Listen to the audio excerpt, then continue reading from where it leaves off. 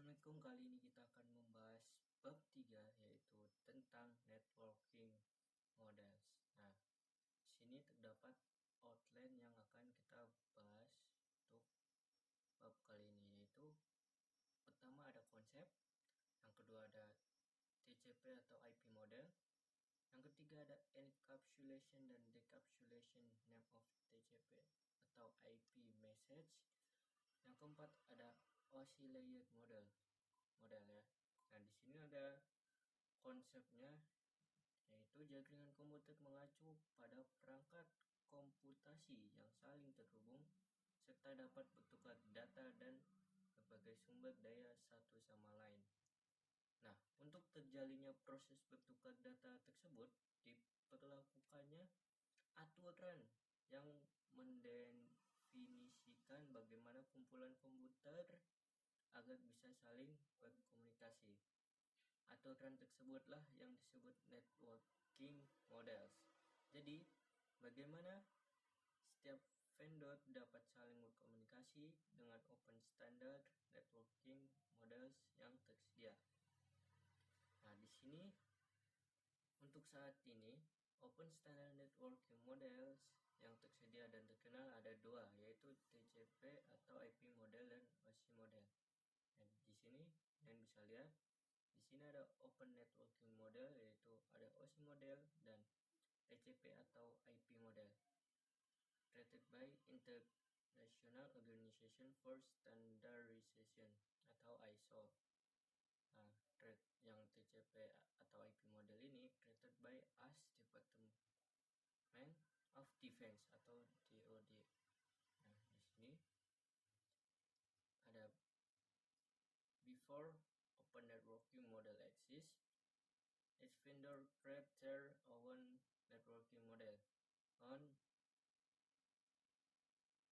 1974. Nah, di sini sebelum open networking model viral ya,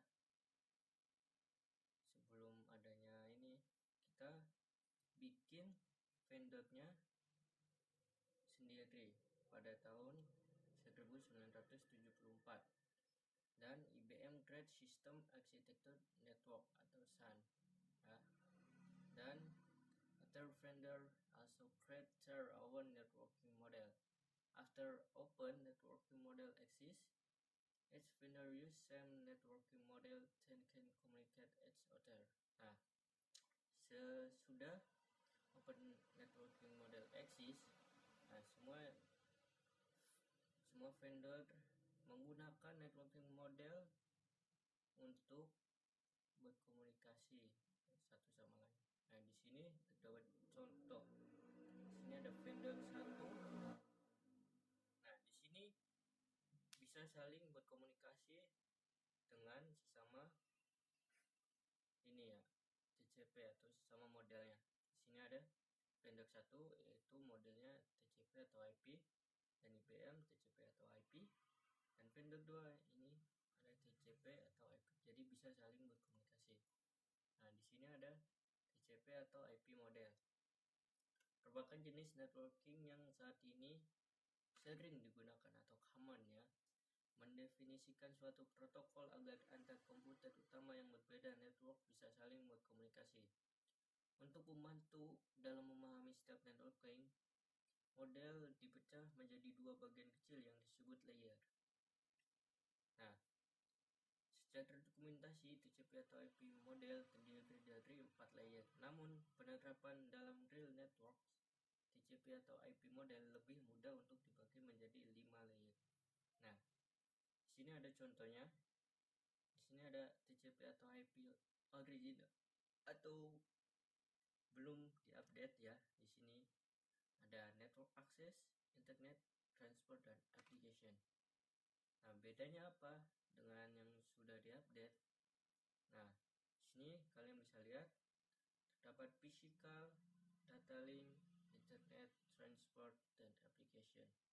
Nah, di sini ada physical ya, jadi itu untuk update TCP atau IP model. Jadi seperti itu. Nah, TCP atau IP application layer.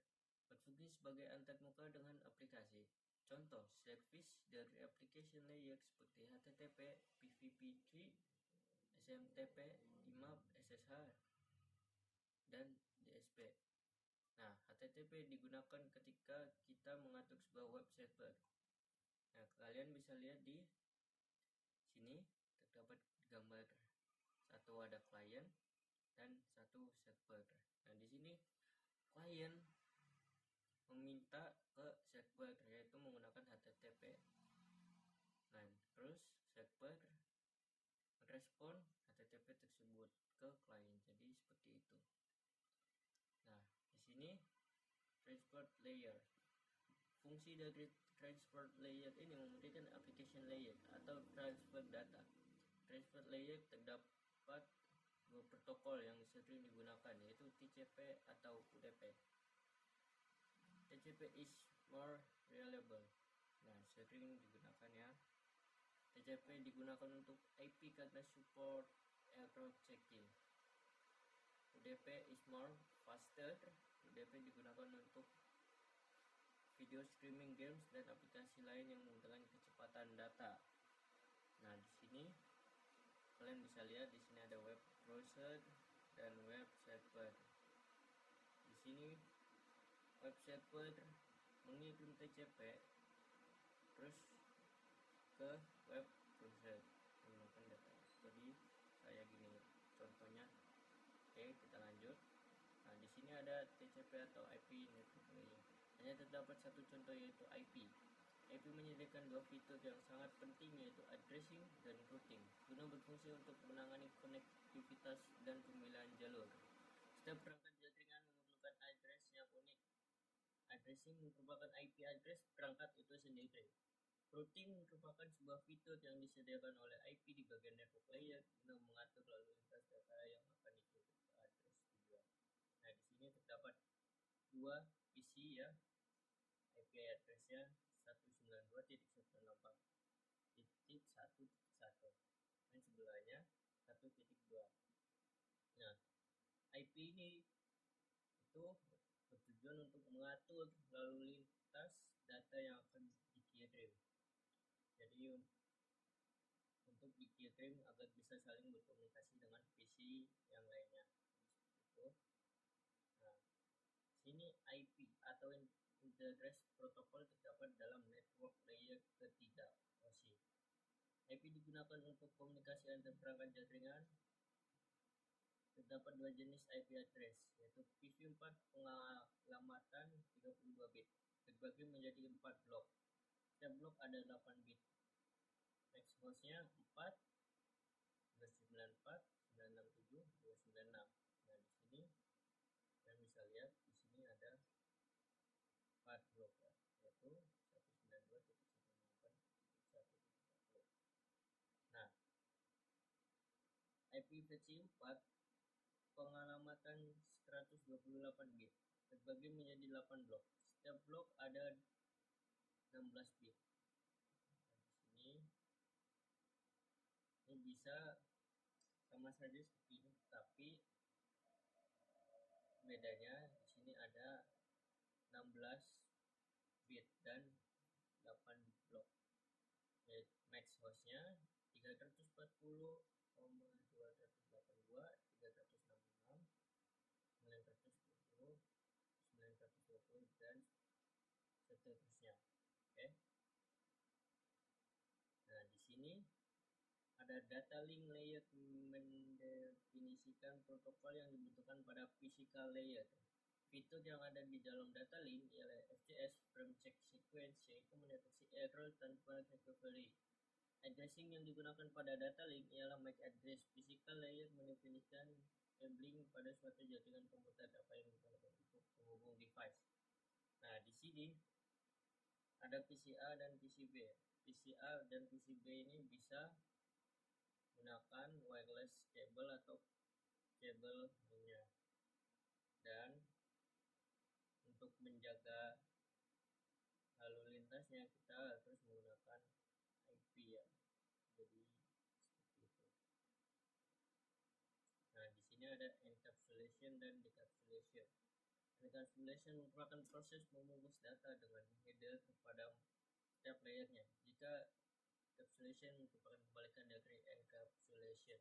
Nah, di sini kalian bisa lihat di sini terdapat layer-layer. Nah, di sini pertama ada application. Nah, application itu ke data ya. Nanti setelah layer selanjutnya presentation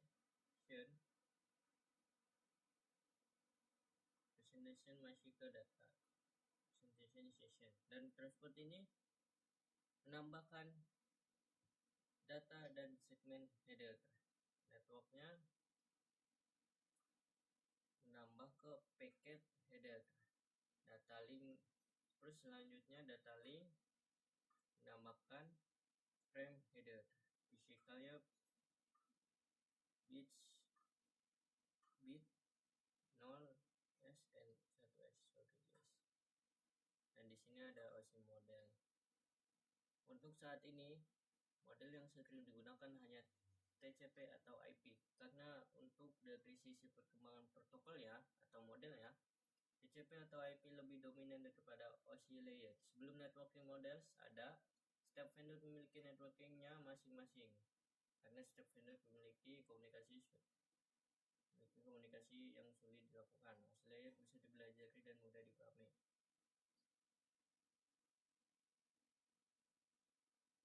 Di sini ada OSI modelnya. Jadi membangun jaringan komputer sangat besar usahanya, karena banyak vendor yang memiliki networking sendiri dan mencari cara agar saling berkomunikasi antar sesama vendor. Oleh karena itu, dibuatlah suatu model spesifikasi minimum oleh ISO pada tahun 1984 yang biasa disebut OSI 7 layer. Nah, di sini terdapat layer-layernya. Terdapat 7 lapisan layer pada OSI model. Upper layer berkaitan dengan user interface, data formatting, dan communication session itu ada di 1 sampai 4. Jadi physical, data link, network, dan transport itu berkaitan dengan user interface, data formatting, dan communication session.